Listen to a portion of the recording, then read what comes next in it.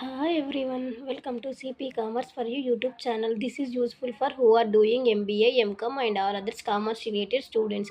Today we are discussing about the మీరు thumbnail చూసినట్టుగా financial instruments అనమాట.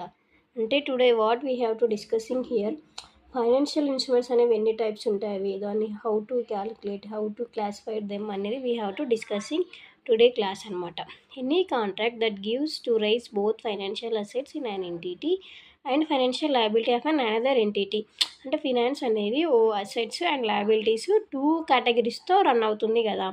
సో టూ ఇన్స్ట్రుమెంట్స్ అనేవి, one is assets, another one is liability అనమాట. Both ఎంటిటీస్తో నడిచేది finance.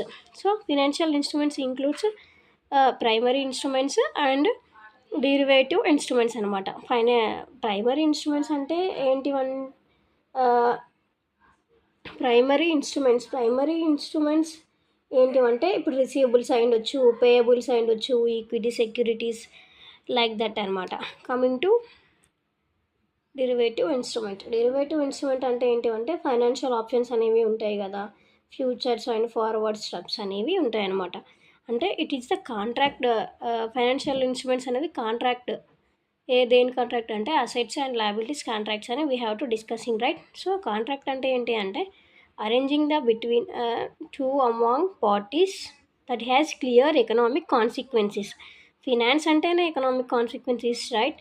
అంటే like some times gain profits, some times get losses, right.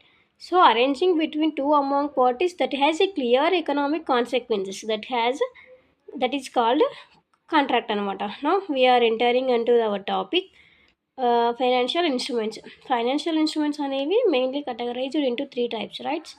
First one is financial assets, financial liabilities, equity instruments అనమాట, right. So first one we have to discussing here financial assets అనమాట. Financial assets అంటే ఏంటిదంటే any asset అనమాట that in cash అయ్యుండొచ్చు, contractual rights, equity instruments of an another entity set in contracts settled in entities own equity instruments అనమాట. అంటే all kind of అసెట్స్ని financial assets అని we have to discuss, right. So any asset cash అనమాట. Cash అంటే ఏంటిదంటే exchanging their equity shares, right. Fixed assets కోసం అనేది ఇప్పుడు మన దగ్గర సో అండ్ సో అసెట్ అనేది ఉంది, మనం ఇన్ కేస్ దాన్ని పర్చేజ్ చేయాలంటే క్యాష్ ఎక్స్చేంజ్ అనేది జరుగుతుంటుంది. దట్ ఈస్ క్యాష్ అనమాట. That is one kind of asset, right. Coming to contractual rights. What is contractual rights? It means the cash అనేది two between parties మధ్యలో ఎక్స్చేంజ్ అనేది జరుగుతుంటుంది. అంటే ఒక కాంట్రాక్ట్ అనేది రన్ అవుతుంది here, right. One kind of right అనమాట ఇది కూడా. So these called contractual rights అనమాట.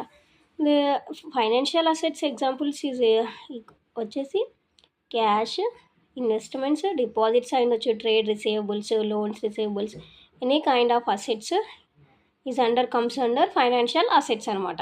Coming to financial liabilities it means all kind of liabilities, any liability that is in the contractual obligations అనమాట. Contractual obligations అంటే ఏంటిదంటే in case మనం ఇప్పుడు purchase అయ్యుండొచ్చు, ఎక్స్చేంజెస్ అని అలాంటి చేస్తుంటాం కదా, వన్ కైండ్ ఆఫ్ రైట్ అనేది మనకు ఉంటుంది. సో దానికి ఆబ్లిగేషన్స్ అనేవి లయబిలిటీస్ అనమాట. To deliver cash to another financial asset to another entity. అంటే మనం ఇప్పుడు ఇన్ కేసు ఒక అసెట్ అనేది పర్చేస్ చేసినప్పుడు క్యాష్ అనేది ఎక్స్చేంజ్ అనేది డెలివర్ జరుగుతుంటుంది కదా. So to exchange financial instruments with an another entity under conditions of unfavourable conditions అనమాట. అంటే ఇప్పుడు మన దగ్గర అమౌంట్ అనేది పోతుంది అన్నప్పుడు మనకు అది అన్ఫేవరబుల్ కండిషనే కదా. సో అన్ఫేవరబుల్ కండిషన్ అనమాట. Coming to certain contracts settled in entities of equity instruments. అంటే సో అండ్ సో అమౌంట్ అనేది ఇంత ఉంటే మన దగ్గర అమౌంట్ అనేది ఇంత వెళ్ళిపోతుంది అని చెప్పి one kind of liabilities, rights.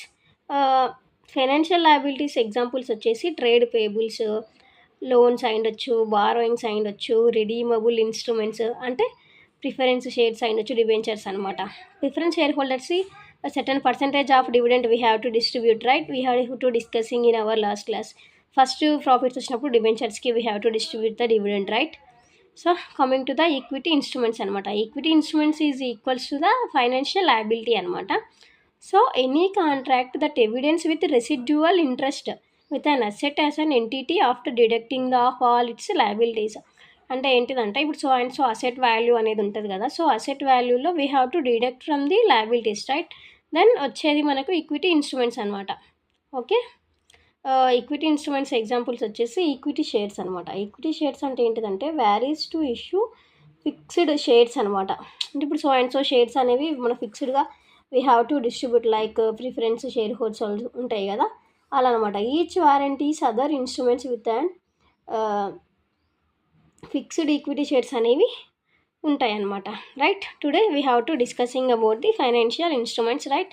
3 types. First one వచ్చేసి financial assets, financial liabilities, equity instruments, right.